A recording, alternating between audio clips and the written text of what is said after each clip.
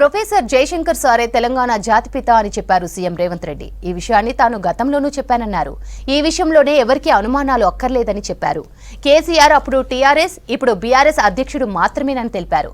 ఉద్యమం ముసుగులో ఆయన పార్టీని విస్తరించుకున్నాడని వివరించారు. బీఆర్ఎస్ పక్కా పొలిటికల్ పార్టీ అని కేసీఆర్ చెప్పిన విషయాన్ని V6 వెలుగుకు ఇచ్చిన స్పెషల్ ఇంటర్వ్యూలో గుర్తు చేశారు రేవంత్.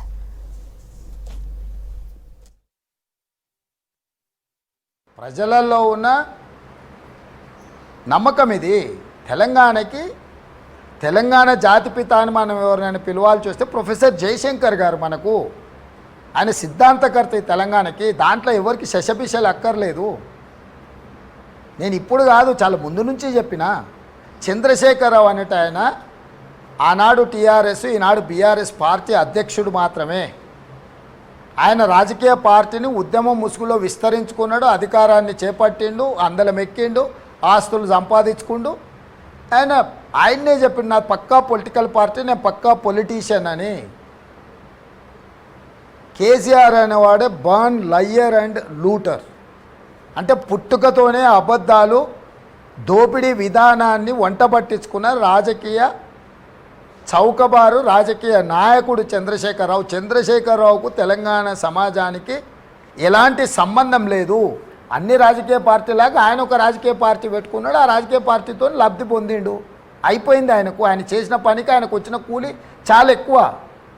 తరాలకు పనిచేసింది ఒక్కడైతే 100 తరాలకు సరిపోయేటంత గిట్టుబాటు చేసుకున్నాడు.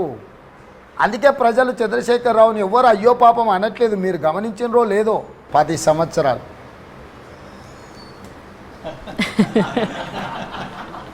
చాలా ఎక్స్ప్రెషన్తోనే చెప్పారు, మాట్లాడకుండా.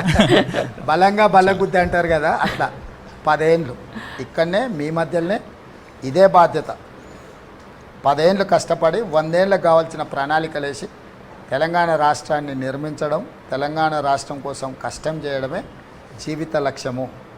10 ఏళ్ళ తర్వాత పార్టీ పరిస్థితులు ప్రకృతి సహకరిస్తే, ఇంకేమైనా మన దగ్గర ఎనర్జీ ఉండి మనకు విజ్డమ్ ఉండి ఏదైనా చేసే అవకాశం వస్తే అప్పుడు ఆలోచిస్తా.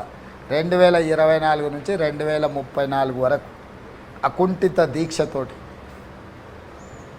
ఎంత కష్టమైనా ఆ కష్టానికి నిలబడి కాలానుగుణంగా ఈ తెలంగాణ కోసం పనిచేయడమే నా లక్ష్యం. నాకు చాలా స్పష్టత ఉంటుంది, మీకు అందరికీ తెలుసు. చాలా వరకు నేను ఒక ప్రణాళిక కానీ ఒక పద్ధతిని కానీ ఎన్నుకుంటే దాని పద్ధతిలో పనిచేస్తా. 10 సంవత్సరాలు పూర్తిగా తెలంగాణ కోసమే అంకితం అవుతాను.